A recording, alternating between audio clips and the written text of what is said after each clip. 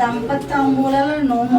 ఒక రాజుగారి భార్య దంపతాంబూలాల నోము పట్టి ఉల్లంఘన చేసినది. అందుచేత నా భార్యాభర్తలకు ఎడబాటు కలిగినది.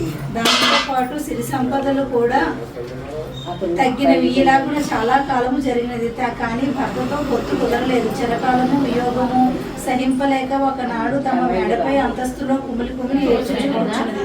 పార్వతీ పరమేశ్వరులు భూమిని పాలించుటకు ఆకాశ మార్గమును వచ్చుచు ఆ రాచకన్యను చూసి మేడ మీదకి దిగి వచ్చి ఎందుకు ఏడ్చుచున్నావని ఆమెను అడగదు. విసుగుతో తన వారెవరో అనుకొని మీకెందుకో కొండని జవాబిచ్చినది. అందులకు వారకు కాదు తప్పక చెప్పాల్సిందని అడిగిరి. ఎవరో కొత్త వారిని తెలుసుకుని కట్టనీరు తుడుచుకొని వచ్చిన వారిని చూసి వెంతపడి దేవతలను ఊహించి, నా పాలటి దైవములారా, నా పెనిమిటి నన్ను విడిచి దేశాంతరం వెళ్ళినాడు. సిరి సంపదలు సన్నగిలినవి. ఇక్కడ ఉన్నప్పుడు నైనను నన్ను ఆదరింపలేదు. ఏనాటికైనా దయరాకపోతున్నా అని చూసి రాలేదు సరికదా విడిచి వెళ్ళినాడు.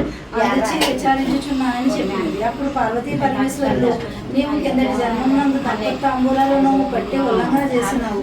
అందువల్ల నా భర్త విడిచినాడు. నీకు విచారం వచ్చి పడినది. ఇప్పుడు ఈ కథ చెప్పుకొని అక్షంతలు వేసుకుని ఏడాది పాటు దంపతులకు తాంబూలం ఇచ్చి ఏడాది అయిన వెనుక ఉద్యోగం చేసుకోవలసినదని చెప్పి ఆమె వారు చెప్పిన ప్రకారం జరుపుగా దేశాంతరం పోయిన పెనిమిటి వస్తూ విస్తారంగా ధనము తేగ భార్యాభర్తలిద్దరూ అనురాగముతో సిరి సంపదలు అనుభవించుచు సుఖముగా ఉండేది. ఉద్యాపన ఏడాది అయిన వెనుక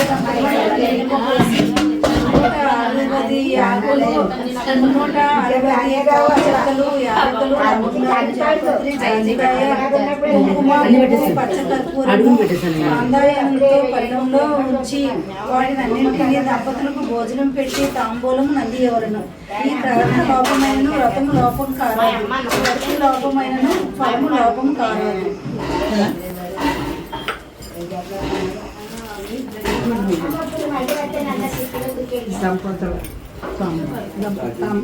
దంపతులు ఈ లోపు ఎవరికమ్మా? పార్వతి, శివపార్వతి. దంపతులు